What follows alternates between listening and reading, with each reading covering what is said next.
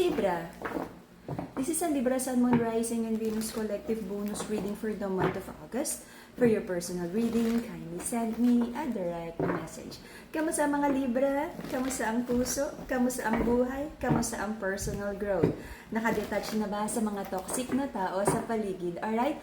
Reminder lang po, yung old account natin, which has 200,000 followers, nahack po yan, hindi na natin ma-open. Ang nag-iisang account ng ating Mystic Siren ay kay Angeles 11. Okay? Ang nag-iisang account ng Mystic Siren ay kay Angeles 11. Ingat po sa mga scammers. Alright? Libra. This is a Libra Sun, Moon, Rising, and Venus collective reading for the month of August. Tingnan natin kung ang meron sa collective energy ng ating mga Libra. Ang mga crystals natin, naka-promo pa din. PM lang. Libra.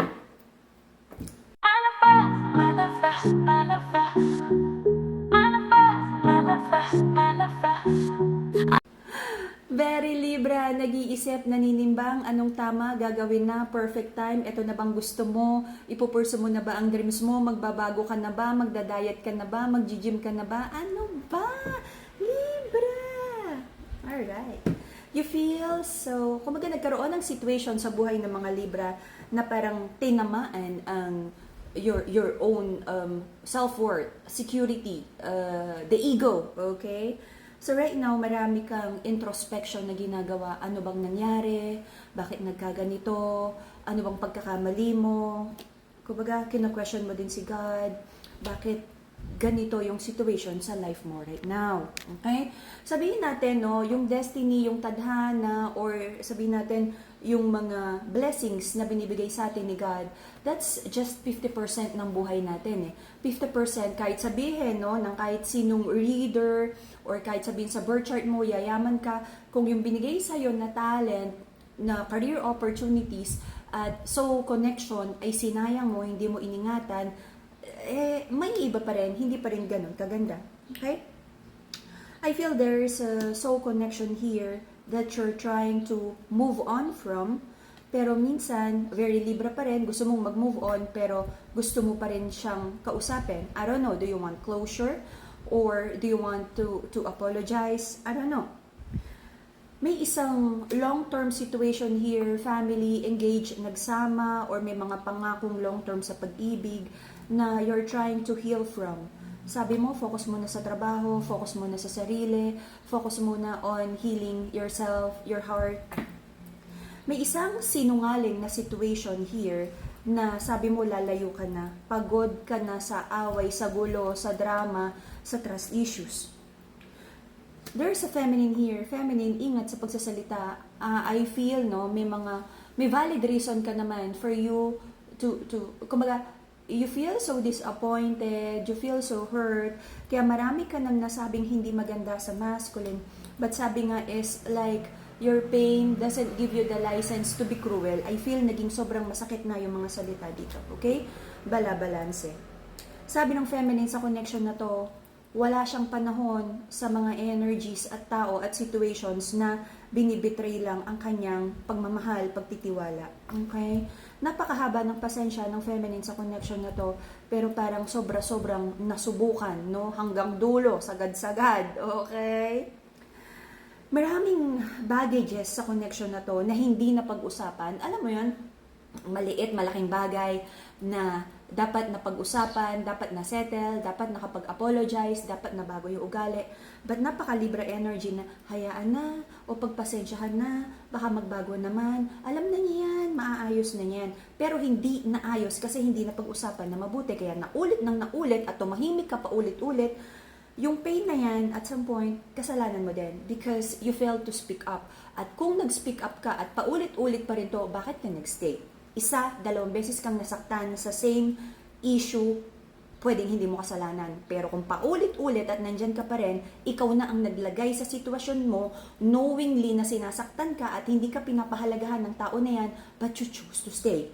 You chose to put yourself in a hurtful situation. Okay? Kung may aso sa tabi mo na alam mo aggressive at kinakagat ka at nakaupo ka pa rin dyan, you're allowing yourself in a situation na masaktan pa ulit-ulit. Okay? May paa ka, may isip ka to walk away from situation na alam mong hindi tama at sinasaktan ka lang.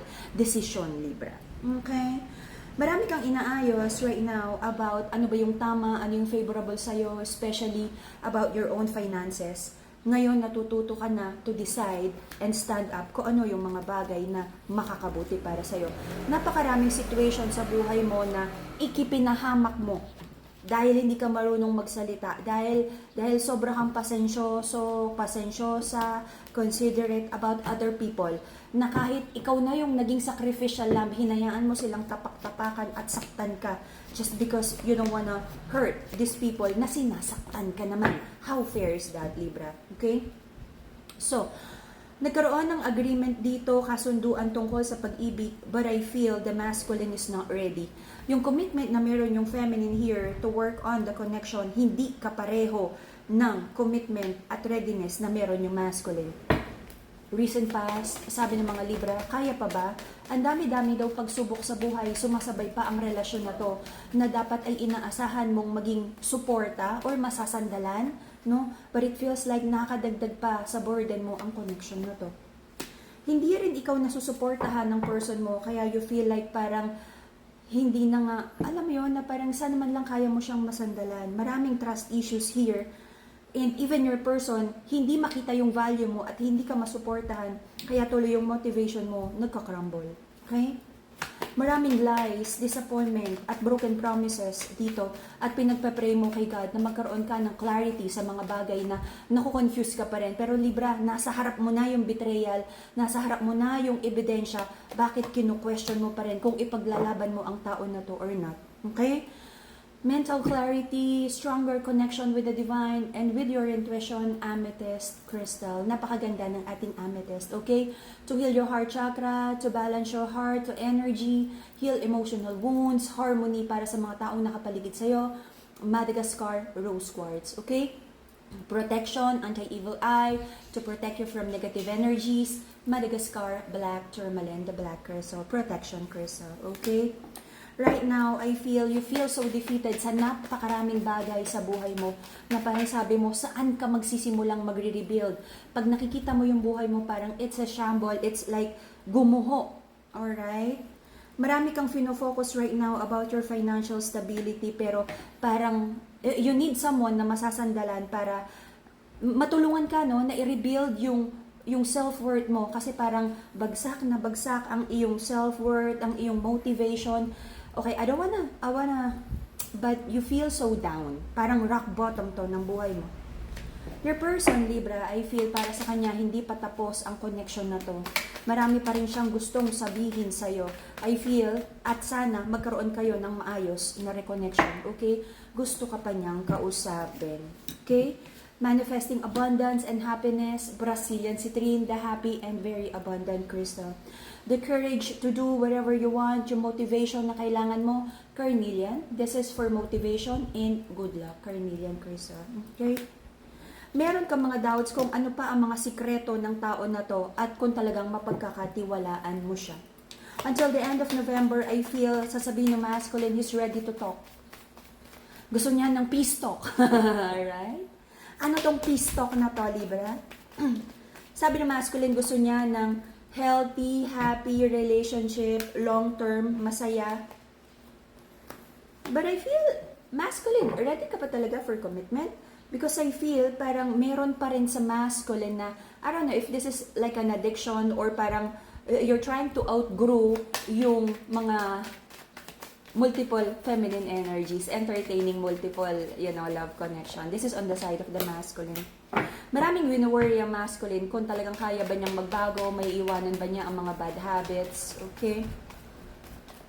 Meron din isang connection dito na parang hindi rin bumibitaw sa masculine.